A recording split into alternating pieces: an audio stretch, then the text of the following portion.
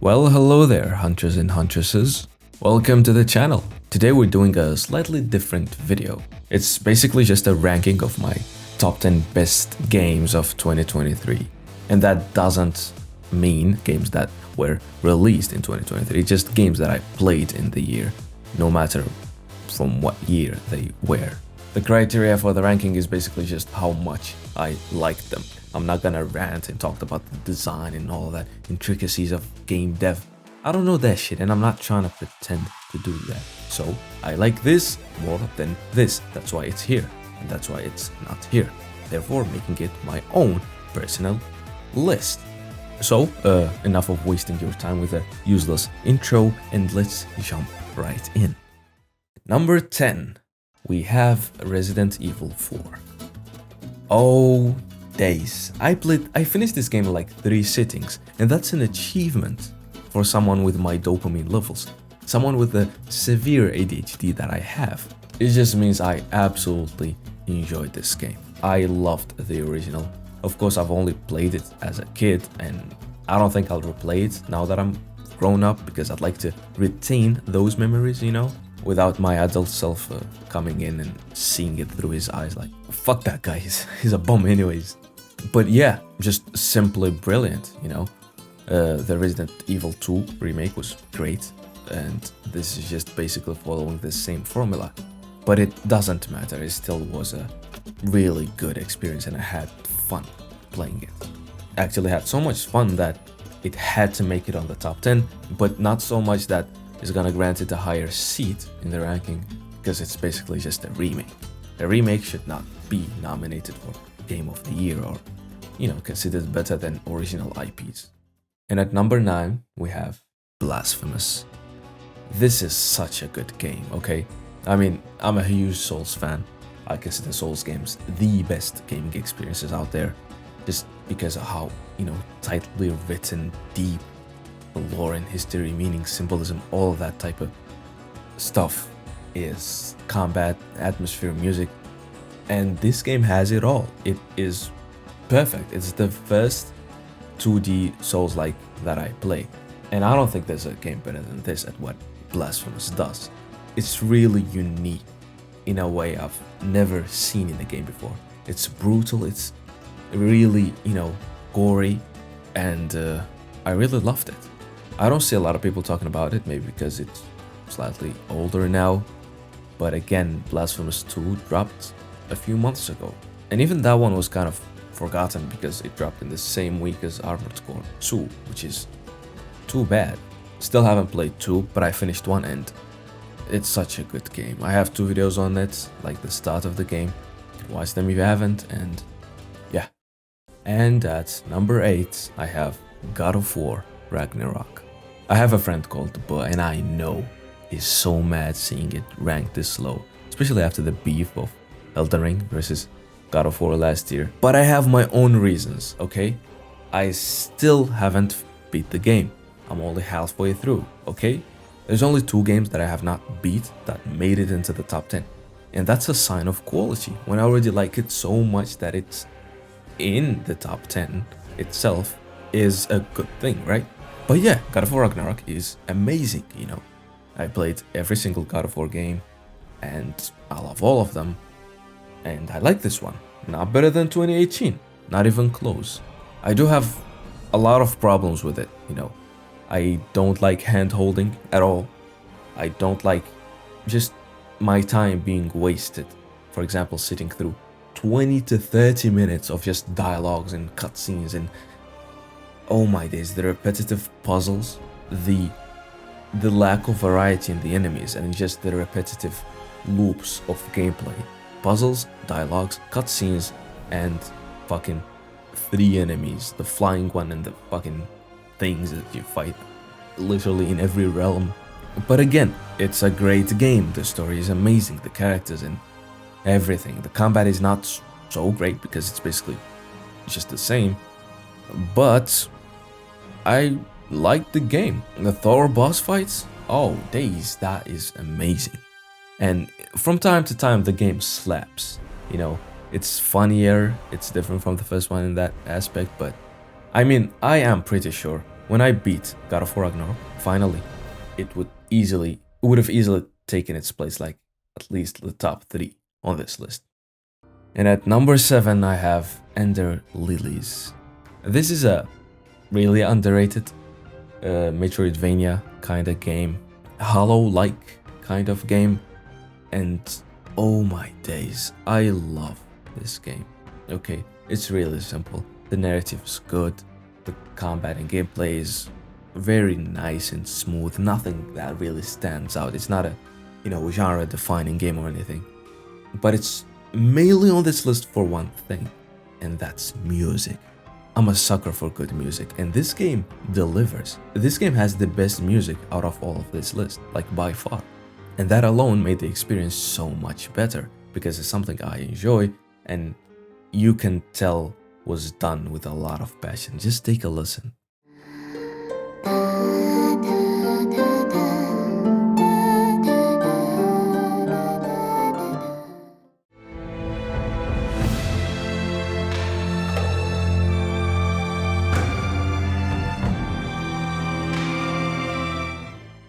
Should I be mad? Should I be glad? Am I enough?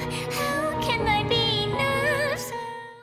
There is a lot of great songs on this album. I highly recommend just listening to the album, like kind of a, when you're meditating, studying, working, or randomly walking.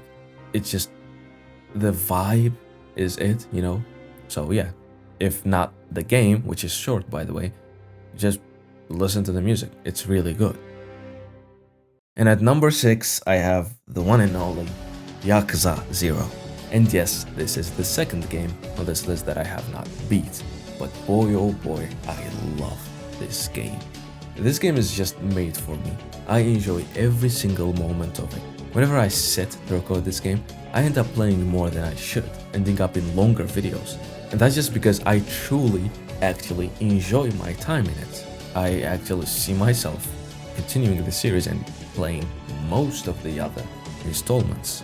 It would be fun once I start streaming that Yakuza gets its own day, that's the Yakuza day in which I play the games in it instead of making videos, because the games are long. And yeah, I don't think I'll be making any more videos of Yakuza, sadly. Maybe 1 to 2 here and there, I'm not gonna promise, but yeah, definitely if someone would be interested to sit through me playing it on stream, that will happen. Alright, we made it to the upper echelon, the top 5, the games that defined the year for me. And starting those at number 5, we have SpiderMan 2. Now, see, this is where I think Sony exclusives to their cinematics, dialogues, and playable movies formula struck gold. I think SpiderMan 2 is the best in terms of that, at least in the last 2 to 3 years. This game is simply brilliant. It's just an extension of the first one with a lot of different things. And those things are great. One thing I would have wished stayed in the game was the gadgets and how various playing with those in the first one was. I really missed that part. But again, we have Venom suit in this one. We have the Venom himself as a playable character too. So that's way more than any technological gadgets I enjoyed in the first one. I had a blast. Very simple story, amazing characters, great voice acting. The game ran really well. I had one glitch and it was so fucking funny. But yeah, the cinematics were bearable. They even managed to make the MJ missions fun, which I thought was impossible. I don't even think Miyazaki himself can make an MJ mission fun. The game was not longer than it needed to. It's pretty short, you can finish in 15 to 20 hours. And that's the problem I had with Ragnarok. That game is huge.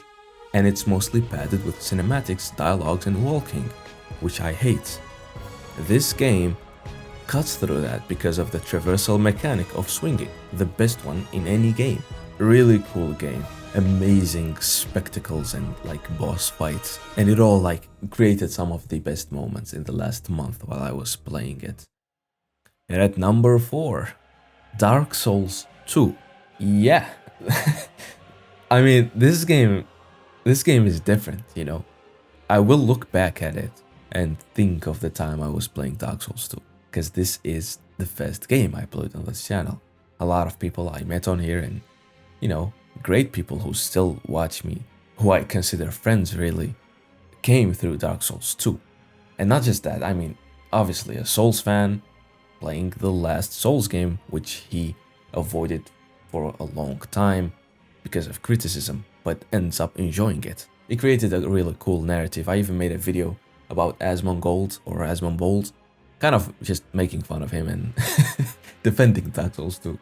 But yeah, is it a masterpiece? Hell nah, it's fucking ass. But the game has good qualities. It is enjoyable. It has a lot of great things.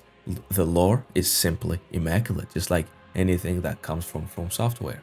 The combat is cool. The weapon variety and the builds are amazing. The areas, the enemies, all of them are great, alright? It has problems, a little jankiness here and there, the hitmarks, the ADP, a few problems, a lot of problems actually. But I wouldn't qualify all these problems as something that ruins the whole game. The point of a game is to actually have fun, or maybe to have fun through conquering a challenge and, learning new things, whether that be mechanics or just seeing different ideas expressed through art. That's how I see gaming, at least. And the more something does that, the more points it has. I don't care how bad it was 10 years ago or how different it is from a sequel. The thing has to speak to me. I have to enjoy it, and I did that with Dark Souls 2. A lot, actually. Probably more than any other game because of, the prior expectations and the thoughts I had on the game. Dark Souls 2 was genuinely fun, and it was amazing from start to finish. There was no point in the game where I felt I want to stop playing this game, and that's it. There's no need to, express any deep inner thought about that. And like I said, it's something I look back on and think, damn, that time was great. Ghost of Tsushima. Listen, I got my PS5 around March, and this was the first game I played because it's been 3 years that I had interest in this game. I was avoiding spoilers, and I did it very well. This game is so fucking good. This game looks stunning. It sounds amazing. It plays really fun. There isn't a single complaint I have about this game. Nothing. No boring moments, no forced bullshit, and no technical problems or whatever. This game was robbed. Listen, I'm telling you, The Last of Us 2 is not better than this game. Not at all. I have so many great memories with this game. I played it in a really interesting month of my life, and a lot of the lessons and really deep philosophical ideas within the game, about the peace, honor, and all of the stuff that Shin Sakai goes through, actually really went pretty well as the real life arc I was going through. And yeah, I did benefit from the game in real life, and that's return on investment. If I'm gonna put my time in a game, it better be fun in the moment, and I better take something with me when I leave. That's something I really care more about in fiction, like whenever I read a book or watch anime, which I do a lot of. If I'm gonna put a lot of hours, which games take usually, I better take something with me. Ghost of Tsushima gave me that something, and it was presented in the best way possible. I hope this game gets a sequel. We know Sucker Punch has been very silent. It's a huge studio. What the fuck are they doing? They better be silently working on a sequel or a spin-off. I don't know, anything. Give me more of this. Number 2, Armored Core 6, Fires of Rubicon. If anyone knows how to make a good game in this day and age, it's From Software, and they delivered with this banger. This is the best action game I played in years. Actually, I do believe this game has the best movement mechanics in any game, because you play on that vertical and horizontal, plane, because of the levitation, the flight, the bursts and all of that, and it all works and flows really well. If you master the camera, the movement mechanics, and energy consumption in this game, you tap in a level of flow that not even the normal Souls games get you to. And I mean that seriously. This game is brilliant. It gets right into the sauce. It does not waste your time. You get a mission, it's pretty short, 5 to 10 minutes. You do it, get your money, come back, buy upgrades, upgrade, try a few things, and go on another mission. There is a story, there is an underlying plot, there is a huge lore, trust me. There's a lot of random connecting threads and things that make the story complex of all these factions fighting over this and all these ideas. It all blends in perfectly. Just like the UI, you got a lot of things to keep track of, and it takes skill. Armored Core is a game that will need you to put in the time, put in the work to actually get it. And when you do, you love it. The bosses in the game, starting with Balteus and every other major one that follows, they're all perfect, absolutely perfect, no problem with them. There is not a nitpick I have when I think about this game. I'm trying to be fair and actually present whatever I didn't like, but there isn't. That's why it's this high. That final fight with All Might and Ikuazu, that is probably, objectively, the best boss fight ever crafted by human beings. Like, whenever we think about it mechanically, and how at that point you would have learned all of these different complex mechanics that you have automated, and you just go all out, go crazy into it too. I'm still going through my new game pluses and still enjoying the game, because I can just randomly pick up my controller and play Armored Core for like 10 to 20 minutes when I don't have a time to sit for a long session of a game. That's brilliant and something I actually care about, because just think about it. Whenever you want to play a game, you'd like it to be 1 to 2 hours. That's what it usually takes for you to consider even playing a game. But you have a shorter break, you can just do a mission in this game. That's actually how I went about playing it the first time, outside of recording through the few videos I got out. The game is brilliant, and yeah, it's number 2. Before we talk about number 1, here are some honorable mentions of amazing games I recommend. Hi-Fi Rush, amazing game, really cool idea, cool execution, fun and short. Death's Door, a really brilliant and underrated indie game that is often compared to the original Zelda games. Even though I've never played those, I've actually never played a Switch game. If Zelda gives this vibe, I'm interested. Tales of Iron, another underrated indie game. This one is kind of a Souls-like and it's good. Cocoon, my indie game of the year. You can beat this game in 3 to 4 hours and it's worth it. It's brilliant, it looks really nice. Remnant, another Souls game, really amazing. I've not beat this one, but I had fun while I played it. Devour, an amazing co-op horror game I played with the boys these last few weeks. We had a blast. And last but definitely not least, Demon Souls. This is the game that almost made it to the list. I played this before I started the channel, because otherwise I would have definitely made a playthrough. It's from Software, it's brilliant. This game is amazing, and if you have a PS5 and you haven't played Demon Souls, I have no idea what you're doing. And now, number 1, Assassin's Creed Mirage. Okay, I'm joking. Number 1, Number 1, Lies of P. It's not even close, it's not even a question. This was my most anticipated game for the last 2 years. I usually don't get on any hype train, but whenever you get my interest, you get it. And this one, it gave me back my interest and some more. This game is nothing short of a masterpiece. This game is so good, I would believe it if you told me it was done by From Software. There is not a single higher level of praise that I can give a game. To be honest, I have no idea what to say. Music, 10 out of 10. The combat, 10 out of 10. I see some people complaining, they just need to get good, to be honest. The combat, it plays really well.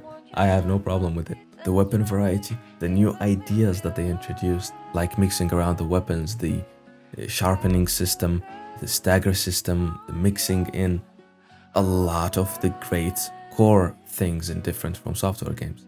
Mainly Bloodborne and Sekiro. I followed this game closely and I looked up the people who made it. They are people who made something they actually care about. And Ubisoft can't compete with that. They can have as much money, as much employees they want. But if garbage like Mirage is what they can craft, they can't compare with a studio like this. There is this popular trend that gaming isn't fun and blah blah blah. I don't get it. Stop playing FPS games. Stop, buying trash games come from trash people. Play indie games. Play a variety of games. This game is just another example of that, to be honest. New developers, really unknown, but there are people who want to make something. And they did. They made something. Lies of P is something amazing. It's brilliant. Yes, this game is a masterpiece. What is a masterpiece in my eye? Something that has no problems, something I can't think of, something that I hate in it. Brilliant experience. Really stands out, really unique, looks amazing. This was the easiest to put in this position. There was no question. I thought about making a top 10 video. Number 1 was Lies of P. There's no question. If you've made it this far into this video, I just know you're a legend. And if you like and subscribe and possibly check out the main channel, then I don't even know what you are. You're different. I have no word to describe you. And for everyone who subscribed already and watches the videos, I thank you so much. This means a lot to me. This channel is now monetized. Neither is the other one. I've not made a single dollar from all of this, but the feedback, your comments, and just the videos being watched is more than I can ask for. This was an amazing year. Definitely one of my best years so far. And I hope the next ones are better. Continuing strong. Have a lot of plans and goals with these channels, really trying to make a career out of this. And for anyone who is willing to tag along and see it, you have my eyes, thanks. This video exactly is going to be a tradition every end of the year. I'm doing one like this, so hopefully you witness the next one. Many thanks for watching.